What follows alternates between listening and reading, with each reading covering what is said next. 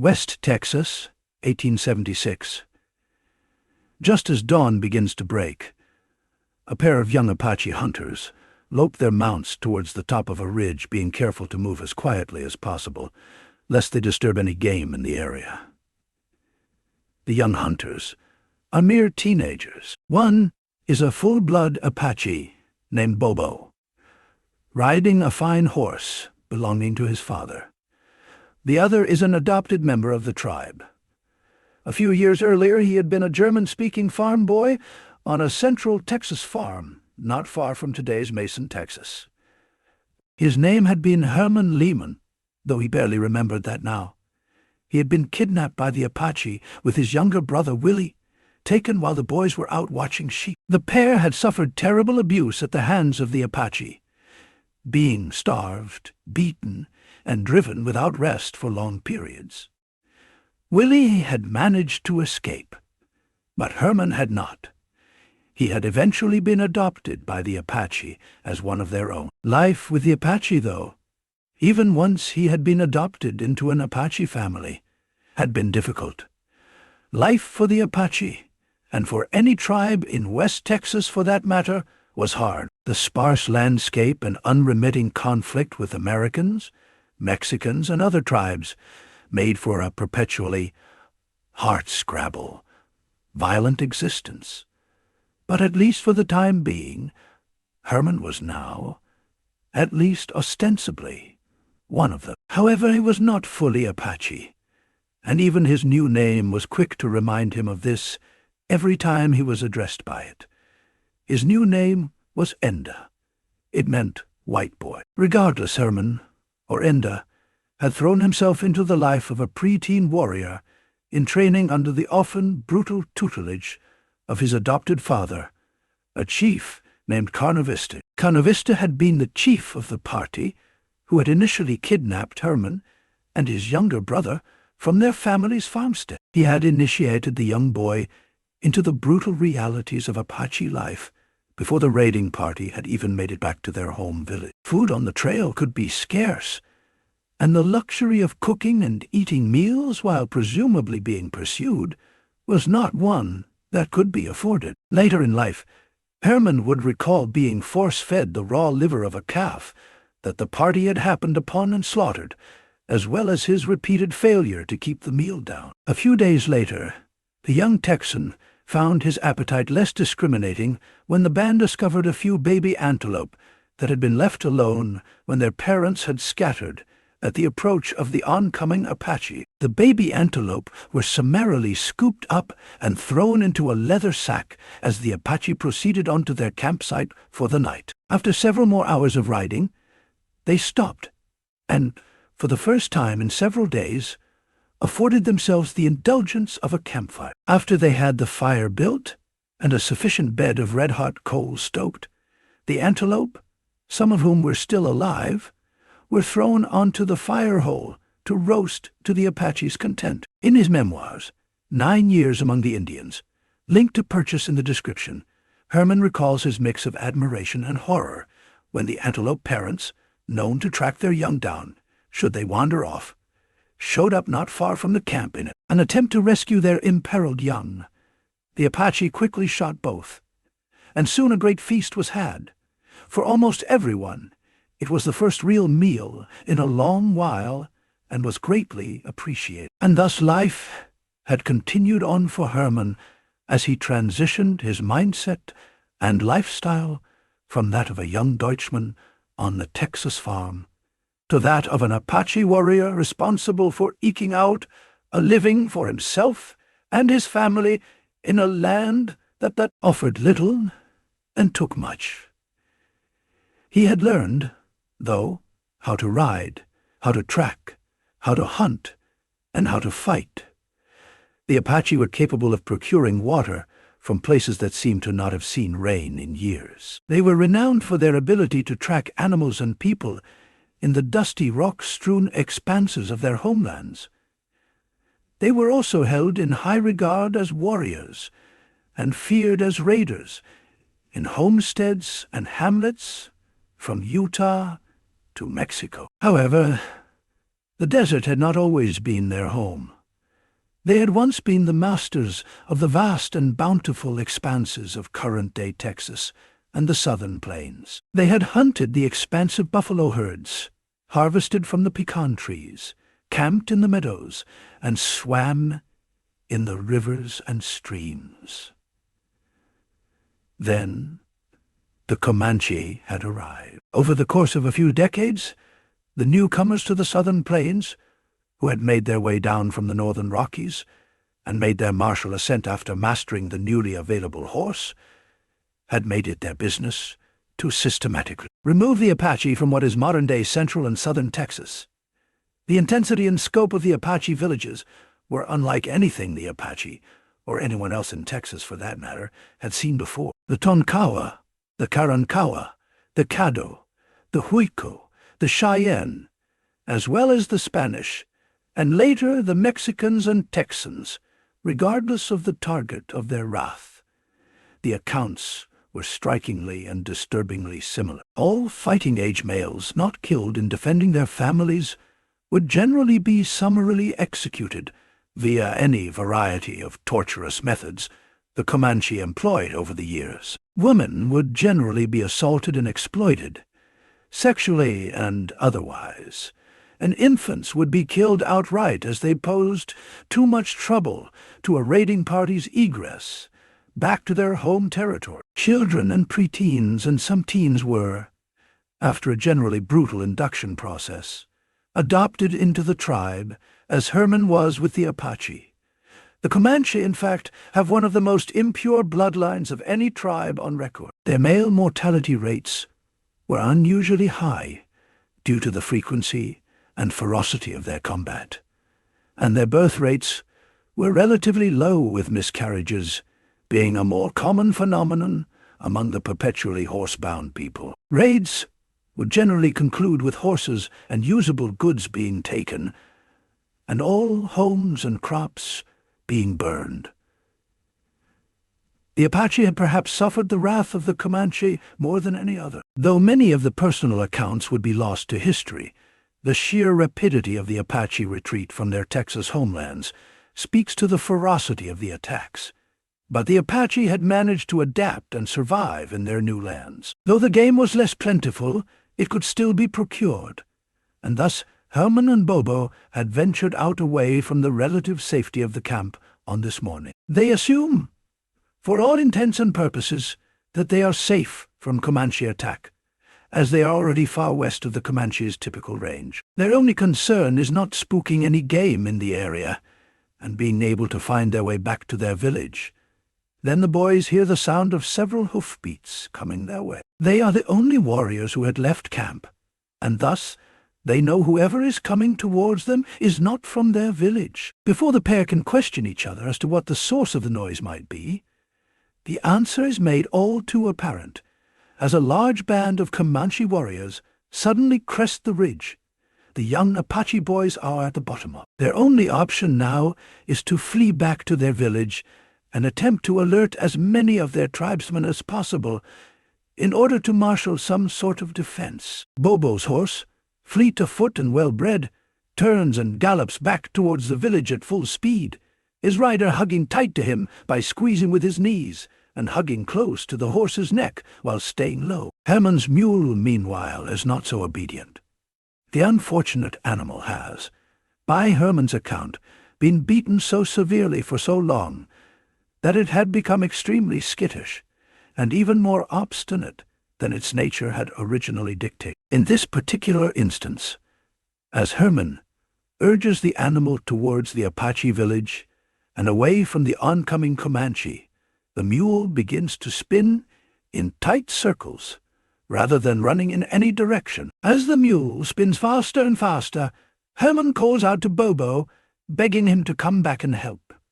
But his pleas are to no avail, as Bobo, atop his fine mount, pays Herman no heed as he makes his way back, in a full panic, towards the Apache village. After a number of revolutions, the animal is struck in the hip by a Comanche arrow.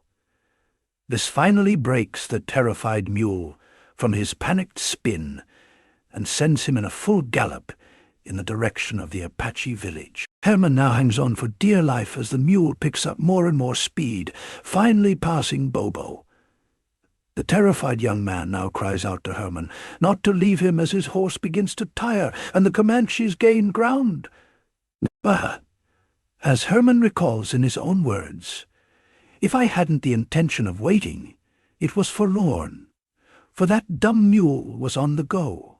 There was no stopping him." The mule, with Herman still clinging onto him, barrels through the Apache camp, knocking over women and children in its manic flee, back to the village's horse herd, where, only minutes before, there had been a placid camp, with many Apache now just dust. Beginning to wake, there was now a scene of pure terror and calamity.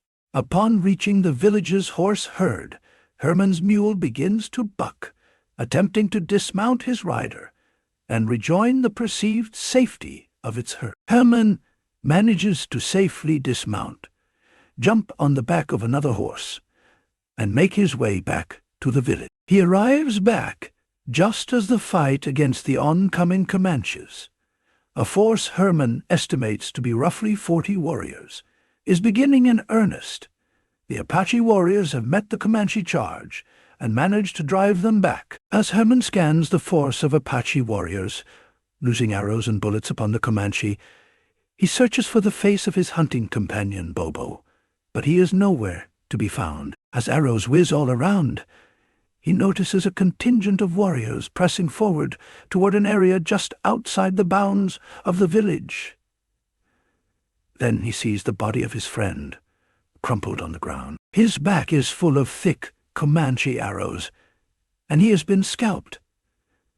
The young, carefree hunter who had taken to the wilderness with Herman just this morning was now gone. Unable to process the gravity of these events in the moment, Herman can only express rage as he joins the group of Comanche fighting their way forward to recapture the body of the young warrior. Herman later recounted the events in his memoir. "Every foot of ground was contested. The Comanche were nasty fighters, but we greatly outnumbered them. The battle began about 10 o'clock in the morning and raged most of the day. About sundown, the Comanches withdrew, leaving many of their comrades dead on the battlefield. Never tried to follow them, for 20 of our braves had gone to the happy hunting ground, while 8 more were writhing in pain, 4 of whom died that night in spite of the prayers and incantations of our medicine man. 1 more died the next day, but the other 3 recovered. Our dead were given a decent burial." Herman and his cohorts now moved back to the battlefield, still stinking of iron and slick with blood, to retrieve any usable weapons from the dead Comanche. Guns, bows, arrows, and shields are all collected, as are any horses that are not dead or wounded. The dead Comanche warriors are afforded no respect. They are gathered up and thrown into a hole in the ground, left to the ravages of the wolves, coyotes, and buzzards. The Apache then hurriedly pack their things and break camp, moving north at a rapid pace, in case there were more Comanche in the area to be avoided. Scouts are sent out in every direction to scour the landscape for any Comanche in hiding. Soon, 2 Comanche spies are discovered. One is shot and killed outright upon discovery, while the other is captured and hauled in to be tortured. Carnovist, Herman's adoptive father and the village's chief, cuts holes in both the Comanche's arms, strings a rawhide cord through them, and hangs the warrior up from a tree, leaving him to expire as the Comanches move on. Herman would later recall, with no small amount of disgust, how an old Apache squaw, whose nose had been cut off for infidelity, had felt bad for the Comanche and later snuck back and cut him down. Such soft-heartedness was seen as a reprehensible trait in these harsh environments.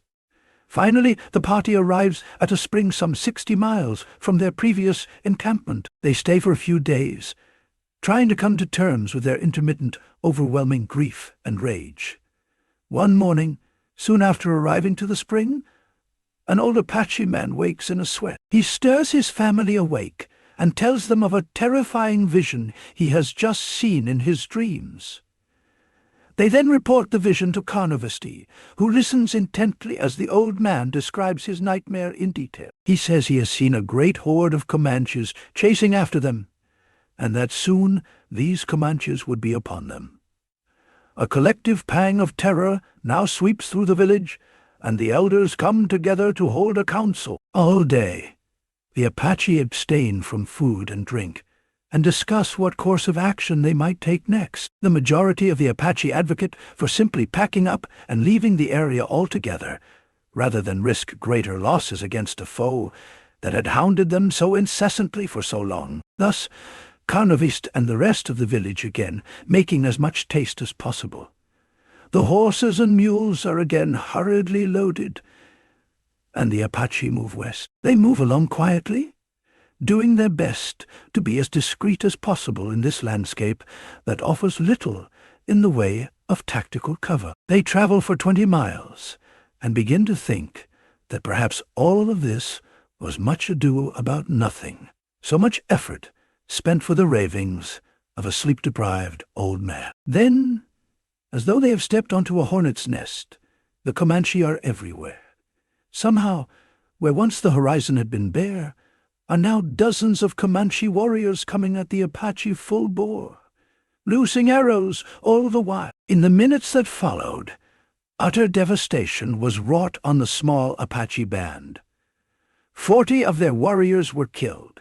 Most of their women and children were taken captive by the Comanche, and all of their horses, food, and equipment was stolen. The Comanche, for their part, also suffered significant losses at the hands of the Apache, as the Apache had, in this particular fight, more rifles at hand than did their opponents. By Herman's later estimation, roughly 100 Apache warriors, along with 6 women, are able to escape on foot. For a full month they wander the desolate landscape, barely surviving on what little food and water they could find. Finally, Herman and the other survivors cross paths with another band of Comanche, 150 warriors strong and well armed. They inform this band of the horrors they have suffered over the past several weeks at the hands of the Comanche, and a call is put out all across Apache territory for the bands to meet at a known spot on the plains, a dry lake bed known to the entire tribe. As Apache scouts carry the word from camp to camp, warriors begin to pour into the lake bed location from areas as far away as Utah, Arizona, and Mexico. As warfighters stream into the camp, they find it a hive of activity. Herman and all of his fellow warriors are hard at work, making arrows, hardening spear points, cleaning rifles, and reinforcing shields. The Apache had decided that they would no longer bear the brunt of Comanche wrath. The time had come for their people to unite and reap their proverbial pound of flesh from the Comanche transgressors who had, for so long and so egregiously, abused them. They had, many of them felt, reached the point of no return. There was no longer room for both they and the Comanche to exist, and they would now do their best to eradicate them outright and reclaim the homeland that was rightfully theirs. Hatred for the Comanche is so intense that even the women and children are drilled, again and again, in the handling of weapons and potential paths of egress, should their fathers and brothers be overtaken in great battle to come. For the Apache and Comanche, a time of reckoning is at hand. Even the legendary chiefs, Vittorio and Geronimo, come to the camp, ready to make war. It is Vittorio himself who volunteers to lead a band of his most trusted scouts out into the west in a preliminary search for any Comanche in the territory. But as days pass, and as more and more Apache pour into the camp, and the pace of preparation becomes even more frantic, there is still no sign of Vittorio's scouting party. Finally, the legendary chief straggles back into the camp, barely hanging on to his mount. All of his companions have been killed, he says, and the Comanche now know that the Apache are again encroaching into their territory. A council is again held, where Vittorio, Geronimo, Cardoviste, and other chiefs all give their opinions on what to do next. Vittorio advocates for peace with the Comanche. He says, "I fear not the Comanche myself, neither am I afraid of their allies, the Kiowa. But these tribes are strong among themselves and greatly outnumber us. Besides, the whites furnish them with guns and powder, and lead to help exterminate our tribe. The white man is the Indian's enemy, and the Indians must quit fighting among themselves, and all go together to fight the pale faces." While I was gone, on a previous trip, I saw as many pale faces as there are sprigs of grass on the plains or stars in the sky. And if we continue to fight each other, we will all be exterminated by the white men. Red Wasp, another chief, argued that we do not fear the cowardly pale faces. They have robbed us of our hunting grounds. They have destroyed our game. They have brought us disease. They have stirred up discord among our own race. They have intimidated our braves. They have made profligates of our children, reprobates of our wives, and destroyed our traditions.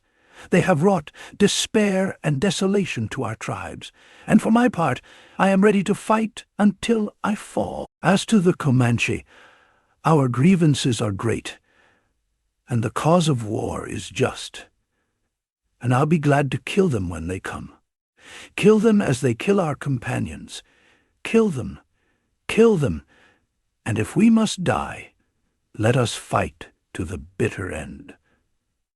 I want to fight. Finally, it is decided that a truce with the Comanche will be attempted. If it can be achieved, perhaps the two tribes can finally present a unified front against the centuries-long incursions of the whites, be they Texans, Americans, Mexicans, or Spanish. The next day, the Apache, under a white flag of truce raised high on a pole, make their way to within 3 miles of the Comanche camp. Soon, a Comanche warrior comes riding toward. He circles the Apache party from a safe distance, whooping and taunting them, waving a black shield over his head. This is a challenge of war to the death, with all the vanquished being killed, be they warriors, women, or children. Now, the moment of truth arrives. Should the Apaches send out their own warrior, holding up a red shield, the invitation to battle would be accepted, and the fight would unfold. But instead, much to the Comanche's surprise, the Apache rider comes forward unarmed, still flying the white flag of truce. The Comanche, still incredulous, make signs for 6 of their men to meet 6 of the Apache at a halfway point between the two parties.